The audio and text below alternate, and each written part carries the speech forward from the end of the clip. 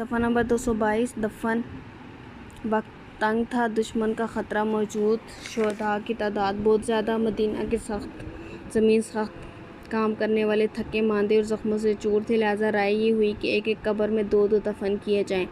حضرت حمزہ رضی اللہ تعالیٰ عنہ اور حضرت عبداللہ بن حجش رضی اللہ تعالیٰ عنہ ایک قبر میں، حضرت جابر رضی اللہ تعالیٰ عنہ کے والد حضرت عبداللہ بن عمرو بن آرام و حضرت عمرو بن جموح رضی اللہ تعالیٰ عنہ ایک قبر میں دفن کیے گئے۔ نماز دفن کی طرح نماز بھی اختیار کیا گیا، چنانچہ 10 شہیدوں کی نماز ساتھ ساتھ پڑھائی گئی۔ جنازے یکے بعد دیگرے قبلے کی طرف رکھ دیے جاتے تھے اور نماز کے بعد ان کو اٹھا دیا جاتا تھا، مگر سید الشہداء حضرت حمزہ رضی اللہ عنہ کا جنازہ برابر رکھا رہا، اس پر نماز 7 مرتبہ پڑھائی گئی۔ حضرت صلی اللہ علیہ وسلم کا سواری کا شانہ نبوت پر پہنچی تو حضرت سعد بن معاذ رضی اللہ عنہ بن عبادہ رضی اللہ تعالیٰ عنہ نے دونوں طرف سے سہارا دے کر آپ صلی اللہ علیہ وسلم کو گھوڑے سے اتارا۔ آپ صلی اللہ علیہ وسلم مکان میں تشریف لے گئے اور تھوڑی دیر بعد مغرب کی اذان ہوگی۔ آپ صلی اللہ علیہ وسلم نے دونوں سرداران انصار کے سہارے مسجد میں تشریف لا کر نماز مغرب ادا فرمائی۔ نماز عشاء کے بعد آرام فرمانے کا وقت ہوا تو قبیلہ اوس اور خزرج کے جان نثار مسجد میں آ گئے اور شب بھر مسجد میں قیام فرمایا کہ قریش کی طرف سے اچانک کوئی حملہ نہ ہو جائے۔ پیشن گوئی منافقوں کو اس وقت موقع مل گیا تھا، طرح طرح کے شکوے شروع ہوئے۔ حضرت علی رضی اللہ عنہ باتوں سے کچھ تنگ دل ہوئے تو حضرت صلی اللہ علیہ وسلم نے فرمایا، قریش نے جتنا نقصان ہمیں آج پہنچایا ہے، ایسا نقصان آئندہ کبھی نہیں پہنچا سکیں گے، یہاں تک کہ ہم حجر اسود کو بوسہ دیں گے، یعنی مکہ فتح کر لیں گے۔ غزوہ احزاب یا خندق۔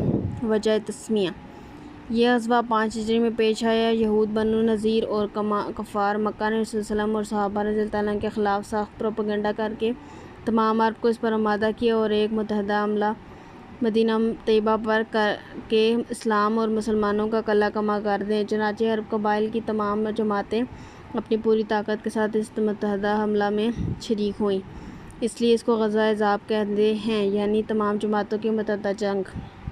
حضرت صلی اللہ علیہ وسلم نے تیاریوں کی خبریں سنی تو صحابہ رضی اللہ عنہ سے مشورہ کیا۔ حضرت سلمان رضی اللہ عنہ ایران فارس کے رہنے والے تھے۔ صفحہ نمبر 223 حضرت سلمان ایران فارس کے رہنے والے تھے، انہوں نے اپنے یہاں کندہ دیکھا تھا اور انہوں نے اس کا طریقہ سمجھایا کہ کندہ فارسی لفظ ہے، اس کے بانی کھودا ہوا زبان کی تبدیلی سے کندہ خندق ہو گیا۔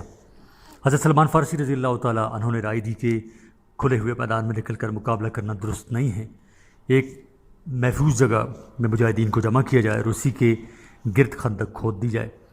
سب نے اس رائے کو پسند کیا۔ خندق کی کھدائی اور بشارت غلبہ۔ رسول اکرم صلی اللہ علیہ وسلم نے خندق کے لیے خط کھینچ دی اور پھر تمام صحابہ کے ساتھ خود سرور کائنات صلی اللہ علیہ وسلم بنفس نفیس خندق کھودنے میں مصروف ہو گئے۔ یہ خندق کھودی جا رہی تھی کہ ایک بہت بڑی چٹان نمودار ہوئی۔ یہ چٹان سفید تھی اور گول تھی، تمام کدال بیکار ہو گئے، بہت سے کدال ٹوٹ گئے اور اس کا اکھاڑنا ناممکن ہو گیا۔ حضرت اقدس رحمت عالم صلی اللہ علیہ وسلم کی خدمت میں صورتحال پیش کی گئی۔ آپ صلی اللہ علیہ وسلم اس جگہ تشریف لائے۔ حضرت سلمان رضی اللہ تعالیٰ عنہ کے ہاتھ میں جو کدال تھا اس کو آپ صلی اللہ علیہ وسلم نے لیا اور اس قوت سے چٹان پر مارا کہ چٹان پھٹ گئی۔ یہ سرور کائنات صلی اللہ علیہ وسلم کی روحانی قوت تھی جس نے چٹان کو ٹکڑے ٹکڑے کر دیا۔ جب پہلی مرتبہ آپ نے کدال ماری تو بہت تیز روشنی نمودار ہوئی، اس سے مدینہ منورہ کے وہ سنگلاخ حصہ بھی روشن ہو گیا جو شہر مدینہ کے دونوں جانب ہیں، اور ایسا معلوم ہوا کہ اندھیری رات میں بجلی گونج گئی ہے۔ اس وقت رسول اکرم صلی اللہ علیہ وسلم نے اللہ اکبر کہا، صحابہ کرام نے بھی اللہ اکبر کہا، اور اس کے بعد دوبارہ کدال سے اس چٹان پر چوٹ ماری، اس کے کچھ اور ٹکڑے ہو گئے اور ایسی ہی روشنی پھر نمودار ہوئی جس پر رسول اکرم صلی اللہ علیہ وسلم اور صحابہ کرام نے تکبیر کہی۔ تیسری مرتبہ پھر آپ صلی اللہ علیہ وسلم نے کدال مارا اور چٹان ریزہ ریزہ ہو گئی اور ایسی روشنی پھر نمودار ہوئی اور رسول اکرم صلی اللہ علیہ وسلم نے اس مرتبہ بھی تکبیر کہی اور صحابہ کرام نے بھی تکبیر کا جواب تکبیر سے دیا۔ جب اس مہم سے فراغت ہوئی تو ہم نے رسول کریم صلی اللہ علیہ وسلم سے اس حیرت انگیز روشنی اور تکبیر کہنے کی وجہ دریافت کی۔ آپ نے فرمایا، پہلی مرتبہ ہیرا یعنی شہر کا نم اور بدائن کسرا عراق کا پایا تخت کے عالیشان محلات اس طرح نمودار ہو گئے جیسے کتے کے سفید سفید دانت ہوتے ہیں۔ اور حضرت جبرائیل علیہ السلام نے مجھ کو خبر کی کہ ان تمام محلات پر میری امت کا قبضہ ہو جائے گا۔ دوسری مرتبہ عرض روم کے عالیشان محلات کتے کے دانتوں کی طرح سامنے آ گئے، اور جبرائیل نے خبر دی کہ میری امت کا اس تمام علاقہ پر تسلط ہو جائے گا۔ اور تیسری مرتبہ یمن کے پائے تخت صنعاء کے باہل میرے سامنے اس طرح آ گئے، اور حضرت جبرائیل نے ان کے متعلق بھی یہ بتایا کہ میری امت کے زیر نگی ہوں گے۔ لہٰذا آپ حضرات کو نصرت خداوندی کی بشارت ہو۔ صحابہ کرام اس بشارت سے محظوظ اور مسرور ہوئے اور اللہ تعالیٰ کا شکر ادا کیا کہ یہ محاصرہ جو اس وقت درپیش ہے کامیابی کے ساتھ ختم ہوگا اور امداد خداوندی شامل حال ہوگا۔ مدینہ کا محاصرہ، اب خندق تیار ہو چکی ہے، دشمن کی فوج نے مدینہ کا محاصرہ کر لیا ہے۔ ان کناروں سے مدینہ کے در و دیوار ہل رہے ہیں، ایک دہشت سب پر طاری ہے۔ صفحہ نمبر 224 کے در و دیوار ہل رہے تھے اور ایک دہشت سب پر طاری ہے۔ دشمن جس حوصلہ سے آیا تھا وہ خندق دیکھ کر چھٹک گیا۔ محمد صلی اللہ علیہ وسلم نے یہی نئی چال چلی، ہمیں اس کا خیال بھی نہیں تھا۔ بے شک اب مقابلہ مشکل ہو گیا، لیکن ہمارے پاس تیر بہت کافی ہیں۔ ہمارے نوجوان نشانہ کے پکے ہیں اور ہم تیروں اور پتھروں کی بارش برسائیں گے اور خندق کو پاٹتے ہوئے آگے بڑھیں گے۔ ہماری تعداد اتنی ہے کہ ہم ہماری پھونکوں سے ہی اڑ جائیں گے۔ یہ دشمن کے حوصلے ہیں جن کی تعداد لگ بھگ 24,000 ہے۔ سینکڑوں گھوڑے ہیں اور ہزاروں اونٹ، ان پر کافی سے زیادہ سامان لدا ہوا ہے۔ خیموں کا ایک شہر آباد ہوگا، اس پاس یہودیوں کے قلعے اور ان کی گھڑیاں ہیں اور بہت جہاں سب بوقت ضرورت ہر طرح کا سامان مہیا ہو سکتا ہے۔ مسلمانوں کی حکمت عملی۔ لیکن خندق کے اس طرح مدینے سے متصل سرور کائنات صلی اللہ علیہ وسلم کے زیر سایہ صحابہ کرام رضی اللہ عنہ کی جماعت ہے شکستہ حال۔ انہیں ایک طرف دشمن کے تیروں کا جواب دینا ہے، ساتھ ہی خندق کی حفاظت کرنی ہے کہ دشمن پاٹ نہ دیں۔ دوسری جانب یہود کا خطرہ ہے کہ وہ کسی اور طرح سے مدینہ پر حملہ کر دیں گے، اور عورتیں بے شک محفوظ مقام پر پہنچا دی گئی ہیں، مگر ان کی حفاظت کے لیے بھی ایک دستہ رکھنا کہ کہیں ان پر حملہ نہ کر دیا جائے۔ چنانچہ سلمہ بن اسلم رضی اللہ عنہ کی 200 مجاہدین کے ساتھ ان کی حفاظت کر کے مامور کر دیا گیا کہ حضرت عبداللہ بن ام مکتوم کو اس کا امیر مقرر کر دیا گیا ہے۔ وہ اگرچہ نابینا ہیں مگر فرائض امارت بخوبی انجام دے سکتے ہیں۔ صفحہ نمبر 224 جاری ہے۔ مشکل وقت اور نمازوں کا فوت ہو جانا، یہ سب کچھ ہے، مگر ضروری ہے کہ مسلمان ہر وقت ہوشیار اور چوکنار رہے۔ دیکھے دشمن کا وہ دستہ آگے بڑھ رہا ہے کہ خندق پاٹے، گھوڑوں پر سوار نوجوانوں کا دستہ اس طاق پر کہ خندق کو پھاند لے، اور وہ اس طرف عقب کی جانب پتھروں کی بارش ہو رہی ہے اور بائیں جانب دشمنوں کے تیر انداز تیروں کی بوچھاڑ کر رہے ہیں۔ پورا دن اسی تگ و دو اور دیکھ بھال میں گزر گیا۔ ظہر کا وقت آیا اور نکل گیا، عصر کا وقت بھی یوں ہی گزر گیا، مغرب کے بعد تک اجالا رہا، یہی سلسلہ رہا۔ اس سب طرف اندھیرا ہو گیا۔ اب کچھ دشمن ہٹا تو سرور کائنات صلی اللہ علیہ وسلم کو موقع ملا ہے کہ ظہر، عصر اور مغرب کی نمازیں پڑھ سکے۔ حضرت عمر فاروق رضی اللہ عنہ آ رہے ہیں اور دشمنوں پر برستے ہوئے کہ خدا ان کو برباد کرے۔ اتنا وقت بھی نہیں مل سکا کہ عصر کی نماز ادا کر سکوں، یہاں تک کہ آفتاب غروب ہو گیا۔ خطرناک جگہ کی حفاظت حضور صلی اللہ علیہ وسلم نے خود اپنے ذمے لے لی۔ یہ دن کا ماجرا تھا کہ اس وقت رات کا وقت ہے، آدھی رات سے زیادہ گزر گئی ہے، سردی اور ٹھنڈی ہوا نے ہوش بگاڑ رکھے ہیں۔ اچھا، ایک مقام ایسا ہے جہاں خندق کی چوڑائی کم ہے اور یہاں خطرہ ہے کہ دشمن اسے پھاند لے، یہاں تک کہ چوٹ کا خیمہ ہے، اور اسی لیے کہ اس کی مخدوش مقام کی حفاظت ہوتی رہی۔ صفحہ نمبر 225 اس خیمہ میں کون ہے؟ یہ وہی اصحاب المعراج فخر موجودات ہیں جن کی پرورش عرش مولا تک ہوتی ہے، جہاں پہنچ کر رب ذوالجلال سے راز و نیاز کی باتیں کرتے ہیں۔ اسی کہ عالم محبوب رب العالمین نے سب سے زیادہ مخدوش مقام کی حفاظت اپنے ذمہ لے رکھی ہے۔ دشمن کی جاسوسی، یہی رؤوف الرحیم کمانڈر اور فیلڈ مارشل بھی ہے اور ایک شب کو ضرورت محسوس کرتا ہے کہ دشمن کی فوج کو بھید معلوم کیا جائے۔ ارشاد صادر ہوتا ہے کہ کوئی کون ہے جو دشمن کی خبر لے آئے، جانثار حاضر ہے۔ یا رسول اللہ صلی اللہ علیہ وسلم کون؟ حضرت زبیر رضی اللہ عنہ کے عرض کی۔ دوسری اور تیسری مرتبہ یہی ارشاد ہوتا ہے اور ہر مرتبہ پہل کر کے حضرت زبیر رضی اللہ عنہ اپنے آپ کو پیش کر دیتے ہیں۔ حضرت زبیر تشریف لے جاتے ہیں اور پوری ہوشیاری اور بیداری مغزی سے اپنی ڈیوٹی انجام دیتے ہیں۔ حضرت حذیفہ رضی اللہ عنہ کی حاضر دماغی، اسی طرح ایک شب حضرت حذیفہ رضی اللہ عنہ اپنی خدمت پیش کرتے ہیں۔ آپ رضی اللہ عنہ دشمن کی فوج میں جاتے ہیں اور ابو سفیان اپنے خاص مجمع میں کوئی بات کہنا چاہتا ہے، لیکن اندھیری رات ہے، ہوا چل رہی ہے، کوئی روشنی ٹھہرتی نہیں، خطرہ ہے کہ کوئی جاسوس یہاں موجود ہو اور وہ راز معلوم کر لے۔ لہٰذا اب ہدایت کرتا ہے کہ ہر شخص اپنے برابر کے آدمی کو ہاتھ پکڑ لے اور تحقیق کر لے کہ وہ کون ہے۔ اب حضرت حذیفہ رضی اللہ عنہ کے حاضر حواسی کی جتنی داد دی جائے کم ہے، یہ فوراً اپنے برابر والے کا ہاتھ پکڑ لیتے ہیں۔ بتا کون ہے؟ وہ گھبرا کر جواب دیتا ہے، سبحان اللہ، مجھے نہیں جانتے، میں فلاں ہوں، فلاں قبیلہ کا، فلاں مقام کا۔ یہ چیکنگ ختم ہوتی ہے تو ابو سفیان تقریر کرتا ہے، اپنی پریشانیاں اور ناکامیاں حاضر کرتا ہے اور روانگی کی تجویز پیش کرتا ہے، اس پر بحث ہوتی ہے، پھر یہ خفیہ اجلاس ختم ہو جاتا ہے۔ حضرت حذیفہ رضی اللہ عنہ اپنے لشکر میں واپس پہنچتے ہیں، خیمہ میں داخل ہوتے ہیں اور سرور کائنات صلی اللہ علیہ وسلم نوافل پڑھ رہے ہیں، اور جب سلام پھیرتے ہیں تو حضرت حذیفہ رضی اللہ عنہ رودات سناتے ہیں۔ حضرت صلی اللہ علیہ وسلم کو بے اختیار ہنسی آ جاتی ہے۔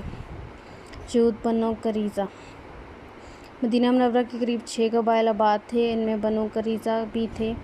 یہ بہت خوشحال قبیلہ تھا اور حضرت صلی اللہ علیہ وسلم سے معاہدہ کی روح سے اس پر فرض تھا کہ مسلمانوں کی مدد کریں اور اس کے ساتھ ہو کر دشمن کا مقابلہ کریں، مگر یہود بنی نضیر کے سردار جو اس متعدد محاذ کے بانی تھے، جنہوں نے قریش مکہ اور غطفان وغیرہ عرب کے نامور قبائل کو آمادہ جنگ کیا تھا، وہ بنو قریظہ کو کب بخش سکتے تھے؟ چنانچہ یہی بن الخطب بنو نصیر کا صفحہ نمبر 226 سردار اس قبیلہ میں پہنچا۔ کعب بن اسد بنو قریظہ کا سردار تھا، وہ اپنی گڈھی میں دروازہ بند کر کے بیٹھا تھا۔ پہلے تو اس نے حیہ بن الخطب سے ملاقات سے انکار کر دیا کہ محمد صلی اللہ علیہ وسلم میں جو بات کا پکا اور وعدہ کا سچا پایا ہے اس میں بے عدلی ٹھیک نہیں، لیکن جب یہی بن الخطب نے کہا کہ اس مرتبہ پورا عرب امٹ آیا ہے، بے انتہا فوج ہے، محمد صلی اللہ علیہ وسلم کی کامیابی ناممکن ہے، محمد صلی اللہ علیہ وسلم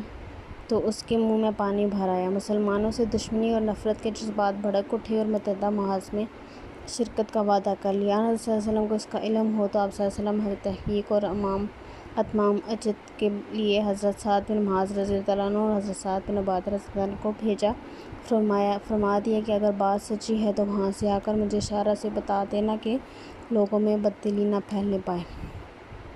یہ دونوں صاحب کے کعب بن اسد اور سردار بنو قریظہ نے بات کی، اس کو معاہدہ دیا، لایا اور مگر اس پر مخالفین کا جادو چڑھ چکا تھا۔ سیدھے منہ بات بھی نہیں نکلی، بڑی تلخی سے جواب دیا اور صاف صاف کہہ دیا کہ ہم نہیں جانتے کہ محمد صلی اللہ علیہ وسلم کون ہے اور معاہدہ کیا ہے۔ بنو قریظہ کی اس غداری نے حالات کی نزاکت انتہا کو پہنچا دی۔ دشمن اب تک اپنے مرکزوں سے دور ایک کھلے میدان میں تھے، اب ان کو مدینہ سے متصل ایک قلعہ مل گیا۔ ادھر مدینہ کی حفاظت کے لیے جو نقشہ سرور کائنات صلی اللہ علیہ وسلم نے جمایا تھا ان میں رکھنا پڑ گیا۔ اس کے علاوہ قدرتی بات تھی کہ دشمنوں کے حوصلے بلند ہوئے اور مسلمانوں کو دھچکا لگا۔ مقابلہ پہلے یہ ہوتا رہا کہ دشمن کی فوج تیر اور پتھر برساتی رہتی تھی، مسلمان اپنا تحفظ کرتے ہوئے جواب دیتے تھے، پھر طے ہوا کہ باقاعدہ حملہ ہونا چاہیے، پوری فوج کا سردار اس کی ہدایت کے مطابق اقدام ہو۔ چنانچہ ابو سفیان، خالد بن ولید، عمر بن العاص، زرار بن الخطاب اور جبیر جرنیل مقرر کیے گئے، ہر ایک کا ایک مقرر تھا، دن مقرر کر دیا گیا، ہر ایک جنرل باری کے دن پوری فوج لے کر لڑتا، لیکن کامیاب اس صورت میں بھی نہ ہوئی جو فوج خندق عبور نہ کر سکی۔ تیروں اور پتھروں کی بارش برسانے میں بہت محنت صرف کی مگر فائدہ کچھ نہ ہوا۔ ہمیں پرن طریق جنگ میں نظر ثانی کرنی پڑی اور فیصلے کن حملے کی صورت میں طے کی گئی کہ نامور بہادر گھوڑے پار کر کے مسلمانوں کے جتوں میں پہنچے اور وہیں ان کو موت کے گھاٹ اتار دیں۔ اس زمانے کے قاعدے کے مطابق پہلے ایک مقابلہ ہوتا تھا، پھر گھمسان کی لڑائی ہوتی تھی، اور اب پھاندے والے میں عمرو بن عبدود تنہا 1000 سوار کے برابر مانا جاتا تھا۔ جنگ بدر میں زخمی ہو کر واپس چلا گیا تھا اور قسم کھائی تھی کہ جب تک بدلہ نہ لے لوں تو سر میں تیل نہیں ڈالوں گا۔ اتفاق سے جنگ عہد کے موقع پر نہیں آ سکا تو اس انتقام کی بھوک بھی بھرے ہوئے شیر کی طرح یہاں پہنچا اور غرانے لگا۔ ہے کوئی مائی کا لال جو مقابلہ پر آئے؟ حضرت علی رضی اللہ عنہ سامنے تھے۔ فوراً جواب دیا ہے، میں علی۔ عزیز طلبہ، یہ آڈیو ریکارڈنگ آپ کے لیے ہیومینیٹیرین ڈیولپمنٹ آرگنائزیشن ایبٹ آباد کے ذریعے اہتمام کی گئی۔ ہیومینیٹیرین ڈیولپمنٹ آرگنائزیشن ایبٹ آباد 2011 سے اپنی مدد آپ کے تحت صحت، تعلیم اور معاشی خود مختاری کے شعبوں میں بہتری کے لیے کوشاں ہے۔ ادارہ نے نہ صرف خیبر پختونخوا بلکہ ملک بھر کے نابینا طلباء کی تعلیمی مشکلات اور رکاوٹوں کو دور کرنے کے لیے FA تا ماسٹرز لیول کی نصابی کتب اور کورسز، جن میں علامہ اقبال اوپن یونیورسٹی کے کورسز بھی شامل ہیں، کو آڈیو ریکارڈنگ میں منتقل کرنے کا اہتمام کیا ہے، تاکہ نابینا طلباء اعلیٰ تعلیم تک رسائی حاصل کر کے ملک و قوم کی ترقی اور خوشحالی میں اپنا بھرپور کردار ادا کر سکیں۔ یہ تمام آڈیو ریکارڈنگز نابینا طلباء کو بالکل مفت فراہم کی جا رہی ہیں۔ نابینا طلباء کے علاوہ دیگر طلباء بھی اس تعلیمی سہولت سے استفادہ کر سکتے ہیں۔ ہیومینیٹیرین ڈیولپمنٹ آرگنائزیشن ایبٹ آباد، ای میل HDOATD@gmail.com، ویب سائٹ HDORG.net، رابطہ نمبر 03459541-838 یعنی 0345 95 41 838۔ صفحہ نمبر 227۔ عمرو کوہنہ مشق بہادر، 90 سال کی عمر اور حضرت علی رضی اللہ تعالیٰ عنہ نوجوان، عمر تقریباً 25 سال، گویا منہ کی دال بھی نہیں جھڑی تھی۔ خود حضرت صلی اللہ علیہ وسلم کو حیرت ہوئی، فرمایا، میاں علی جانتے ہو یہ کون ہے؟ عمرو بن عبدود ہے۔ حضرت علی بیٹھ گئے، عمرو نے دوبارہ للکارا۔ اب حضرت علی رضی اللہ تعالیٰ عنہ نے پہل کی۔ حضرت صلی اللہ علیہ وسلم نے اس مرتبہ بھی اجازت نہیں دی۔ تیسری مرتبہ بھی یہی صورت ہوئی۔ عمرو بن عبدود کے چیلنج کو سب سے پہلے حضرت علی رضی اللہ تعالیٰ عنہ نے قبول کیا تو حضرت صلی اللہ علیہ وسلم نے اجازت دے دی۔ خود دستے مبارک سے تلوار عنایت کی، سر پر امامہ باندھا۔ عمرو بن عبدود کا قول تھا کہ جو کوئی قریشی میرے سامنے دو باتیں پیش کرے تو ایک ضرور مانوں گا۔ حضرت علی رضی اللہ تعالیٰ عنہ نے عمرو سے دریافت کیا کہ کیا واقعی تمہارا یہ عہد ہے؟ عمرو نے جواب دیا، بے شک۔ حضرت علی رضی اللہ تعالیٰ عنہ نے فرمایا، میں درخواست کرتا ہوں کہ تم اسلام قبول کر لو۔ عمرو بن عبدود، مجھے اس کی کوئی ضرورت نہیں ہے۔ حضرت علی، اچھا پھر مقابلے پر آ جاؤ۔ عمرو بن عبدود، برادر زادے، میں تمہیں قتل نہیں کرنا چاہتا۔ حضرت علی، مگر میں چاہتا ہوں کہ تمہیں قتل کروں۔ اس پر عمرو کو تاؤ آ گیا۔ وہ گھوڑے پر سوار تھا، نیچے اتر آیا اور تلوار نکال کر حضرت علی پر بھرپور وار کیا۔ حضرت علی رضی اللہ تعالیٰ عنہ نے ڈھال سامنے کر دی، مگر ڈھال کو تلوار کاٹتی ہوئی حضرت علی کی پیشانی پر پہنچی۔ حضرت علی شیر خدا نے پلٹ کر وار کیا تو حیدری عمرو کے کندھے کو کاٹتی ہوئی نیچے تک پہنچ گئی، اور یہ 1000 سواروں کی طاقت رکھنے والا بہادر زمین پر ڈھیر ہو گیا۔ عمرو زمین پر گرا تو اس کا گھوڑا خندق پھاندتا ہوا اس طرف پہنچ گیا۔ عمرو کے بعد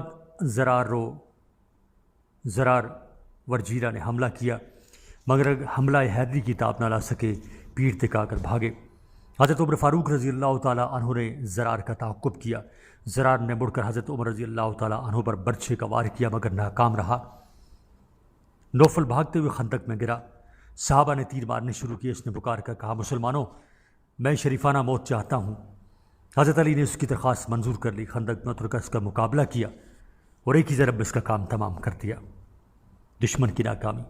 مسلسل محاصرے کی وجہ سے مسلمان پریشان تھے کہ نصرت خداوندی نے کام دکھایا اور قریشی لشکر میں ہی اللہ تعالیٰ نے ایک شخص نعیم بن مسعود لہی کو کھڑا کر دیا جس نے قریش اور یہود کے درمیان پھوٹ ڈال دی. یہ شخص دل میں اسلام کی صداقت کا قائل ہو چکا تھا جس پر یہود نے قریش کی مدد کی پس و پیش کیا اور ضمانت کے طور پر ان سے کچھ آدمی مانگے. صفحہ نمبر 228 پیش کیا اور ضمانت کے طور پر ان سے کچھ آدمی مانگے. دوسری طرف رات کو تیز آندھی چلی جس نے قریشی مکہ کے خیمے اکھاڑ پھینکے اور ان کی ہانڈیوں کو اوندا کر دیا. غرض ان دونوں واقعات نے لشکر کفار کو منتشر کر دیا اور وہ محاصرہ چھوڑ کر بھاگ نکلے. دشمن کی ناکامی کے اسباب. وہ اسباب جن سے احزاب کو ہزیمت ہوئی ان میں سے ایک سبب یہ تھا جس کے اثرات ظاہر ہوئے مگر نظر کچھ نہیں آیا. یہ فرشتوں کا لشکر تھا جس نے انسانی نظروں سے اوجھل ہو کر اپنا کام کیا. اس نے احزاب کی ہمتوں کو پست کیا اور ان میں دہشت و حشد اور ایسی بدحواسی پیدا کی کہ آپس کے تمام عہد و پیمان بھول گئے اور اس طرح بھاگے کہ ایک کو دوسرے کی خبر نہیں تھی. کوئی نہیں پوچھتا تھا کہ کہاں بھاگ رہے ہو، کدھر بھاگ رہے ہو. دوسرا سبب جو نظر آیا وہ یہ تھا کہ ایک طوفانی آندھی نے ان کے تمام نظم کو درہم برہم کر دیا. خیمے اکھڑ گئے، سارا سامان و اسباب الٹ ہو گیا، یہاں تک کہ چولہوں پر جو دیگ چڑھے ہوئے تھے وہ بھی اوندے ہو گئے. مادی اسباب تلاش کرنا چاہو تو کہہ سکتے ہو کہ موسم سخت تھا. توقع سے زیادہ محاصرہ کی طلت نے رست ختم کر دی تھی. مزید رست کی فراہمی مشکل ہو رہی تھی. پھر بنو قریظہ اور قریش میں آپس میں بدگمانی پھیل گئی. مگر سوال یہ ہے کہ صنادید قریش اور زعما عرب جن کو اپنے عقل و تدبر پر ناز تھا وہ کوئی ایسی تدبیر کیوں نہیں سوچ سکے کہ پسپائی شاندار ہوتی، سرزمین عرب میں کچھ بھرم رہ جاتا، بنو قریظہ بھی بے پناہ نہ رہ جاتے. وہ ایک لخت اتنے بدحواس ہو کر کیوں بھاگے، ایک دوسرے سے بات بھی نہ پوچھ سکے. یہ سب وہی تھا جس کا شکر آپ صلی اللہ علیہ وسلم ہر موقع پر کیا کرتے تھے. یہاں تک کہ یہ جملے آپ صلی اللہ علیہ وسلم کے ورد زبان تھے جو اکثر موقع پر لسان مبارک سے صادر ہوتے رہتے تھے. لا الہ الا وحدہ انجزا وعدہ ونصر عبدہ العذاب وعدہ. ترجمہ: اکیلے اور تنہا اللہ کے سوا کوئی معبود نہیں. اس نے اپنا وعدہ پورا کیا، اپنے بندے کی مدد فرمائی اور تنہا تمام عذاب کو بھگا دیا. سفر سے واپسی پر جو دعا پڑھتے ان کے آخری الفاظ یہ ہوتے تھے: صدق اللہ وعدہ ونصر عبدہ وہزم احزاب وحدہ. خواتین کا حوصلہ. خواتین کو اسی علاقہ میں جس طرف باغات تھے محفوظ مقام پر پہنچا دیا گیا تھا، لیکن جب بنو قریظہ نے غداری کی تو یہ محفوظ قلعہ بھی مخدوش ہو گیا. چنانچہ یہودیوں نے اس طرف سے اقدام شروع کر دیا.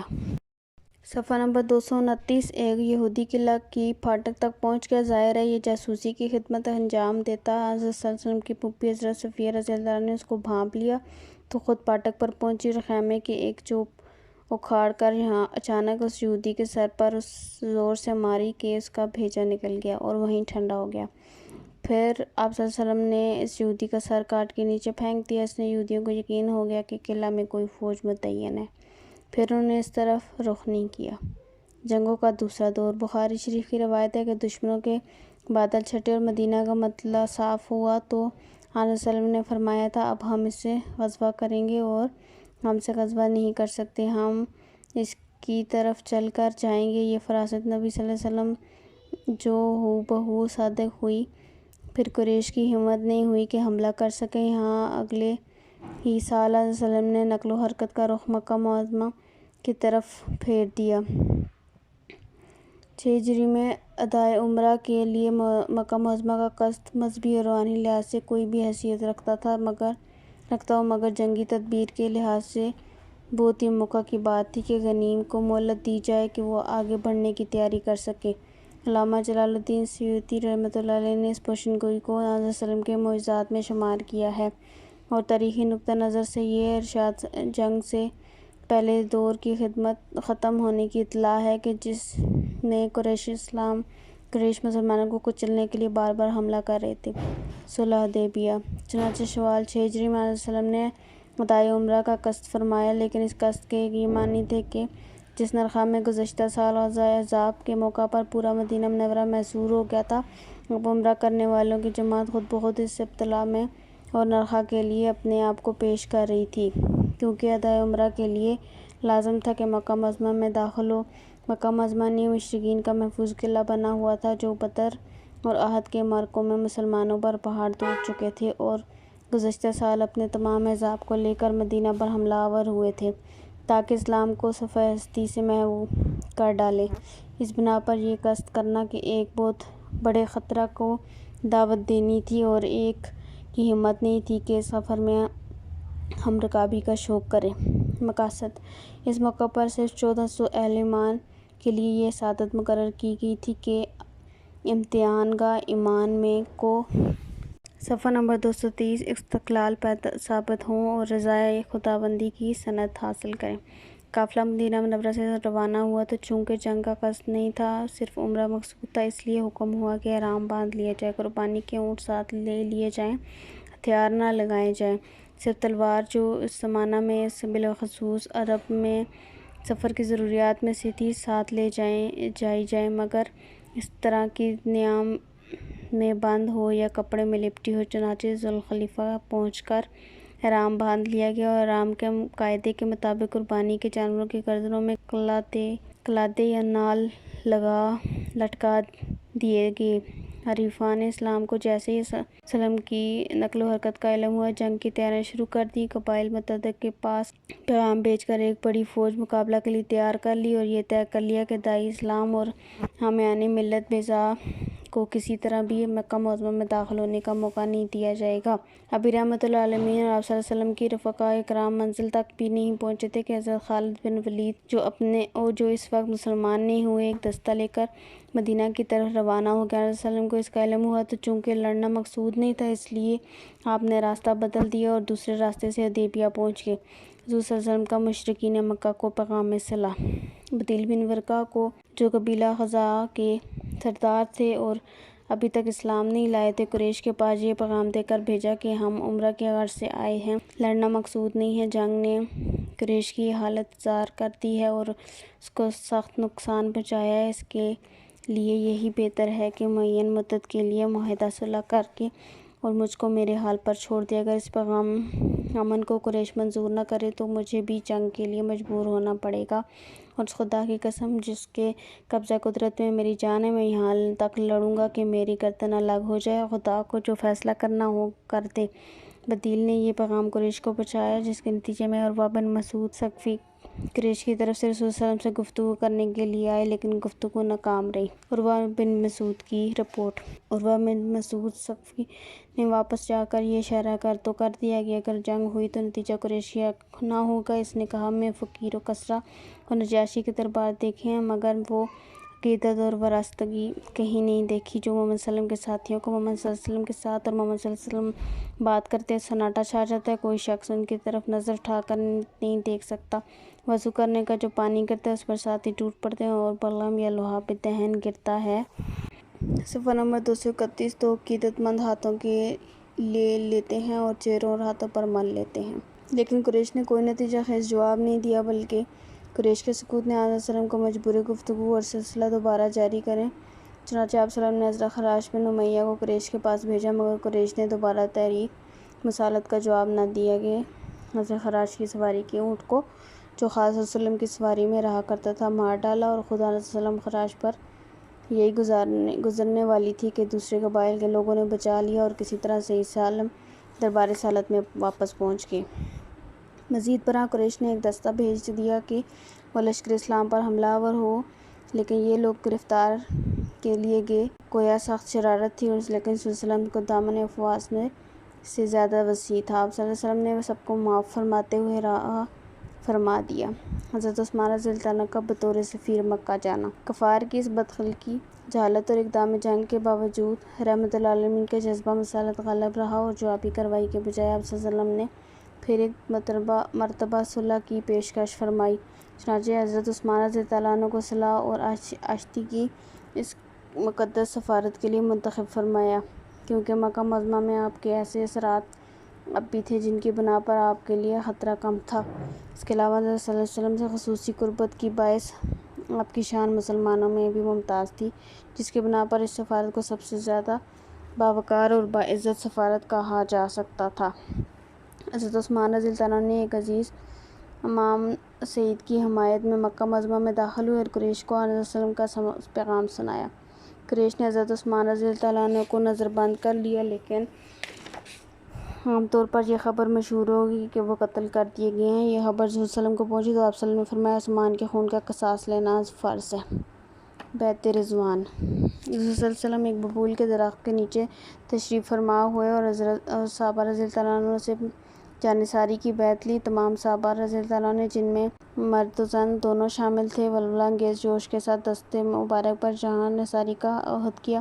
اس بیعت کا نام بیعت رضوان ہے۔ یہ تاریخ اسلام کا معتم بالشان واقعہ ہے۔ معاہدہ کرنے والے گویا موت کے دستاویز پر دستخط کر رہے تھے۔ وہ دیکھ رہے تھے کہ وہ دشمن کے فولادی پنجے میں جکڑے ہوئے ہیں، اپنے مرکز مدینہ طیبہ سے کٹے ہوئے ہیں، گرد و پیش میں سینکڑوں میل معاون و مددگار، تو کیا کوئی نام لینے والا، ہمدردی کرنے والا بھی نہیں۔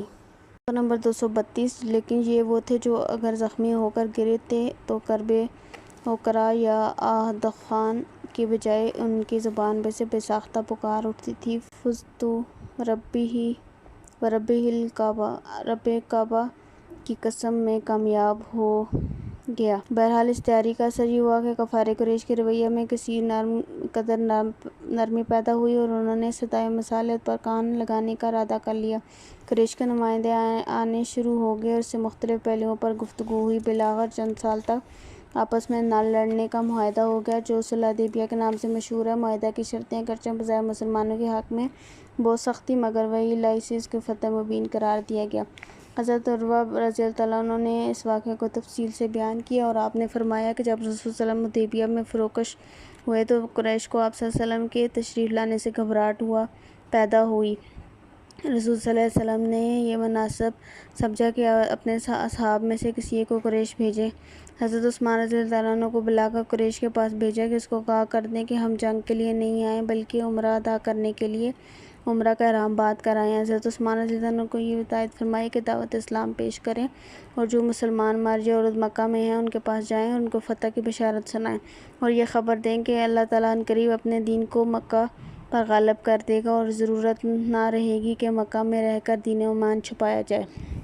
حضرت عثمان رضی اللہ عنہ قریش کے پاس پہنچے، ان کو پیغام پہنچایا، مگر قریش کے پیغام صلح کا جواب اس طرح دیا کہ حضرت عثمان رضی اللہ عنہ کو نظر بند کر دیا۔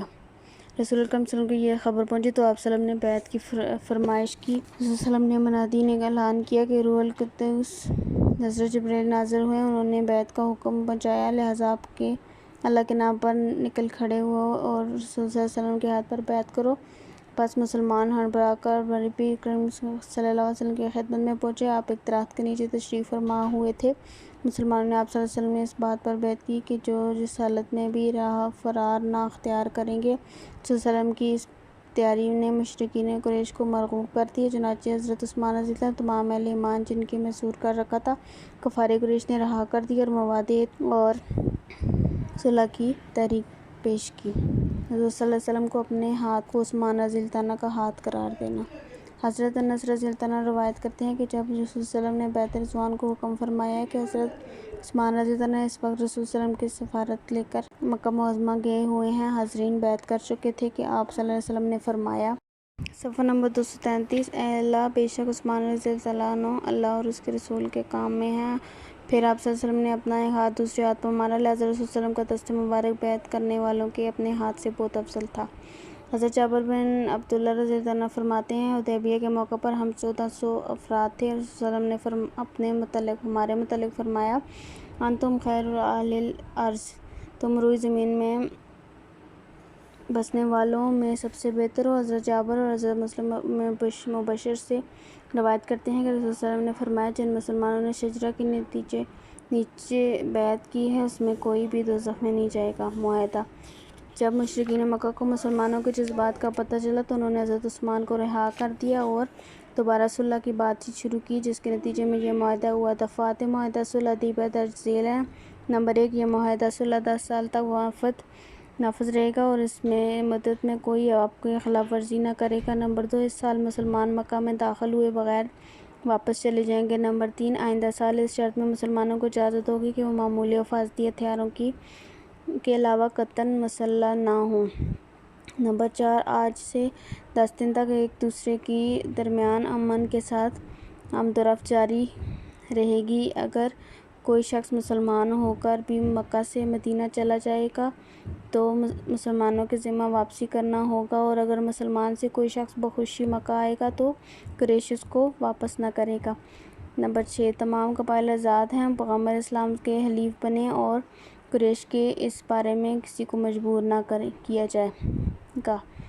جب یہ شرائط طے ہو چکی تو نبی کریم صلی اللہ علیہ وسلم نے کاتب کو بلا کر فرمایا لکھو بسم اللہ الرحمن الرحیم۔ اس میں قریش کے نمائندے سہیل بن عمرو نے اعتراض کیا کہ رحمان تو مانتے تو ہمارے اختلاف ہی کیا ہوتے۔ اس پر مسلمان طیش میں آ گئے، لیکن نبی کریم صلی اللہ علیہ وسلم صلح کرنا چاہتے تھے، لیکن لہٰذا آپ صلی اللہ علیہ وسلم نے فرمایا کہ قریش کے دستور کے مطابق بسمک اللہم لکھ دو۔ جب تحریر میں آگے محمد صلی اللہ علیہ وسلم کا ذکر آیا تو اس پر بھی سہیل نے کہا کہ ہم تو رسول صلی اللہ علیہ وسلم کو رسول مانتے ہیں، لیکن چنانچہ آپ صلی اللہ علیہ وسلم نے محمد بن عبداللہ لکھوا دیا۔ اس وقت جب صلح کا معاہدہ لکھا جا رہا تھا، سہیل بن عمرو کا اپنا بیٹا جومان کی دولت سے مالا مال ہو چکے تھے اور مشرکین مکہ نے انہیں قید میں رکھا تھا۔ کسی طرح بھاگ کر مسلمان کے کیمپ میں آ پہنچے۔ ان کے پیروں میں بیڑیاں تھیں اور جسم پر تشدد کے نشان ہیں۔ انہوں نے رسول صلی اللہ علیہ وسلم سے فریاد کی کہ مجھے اس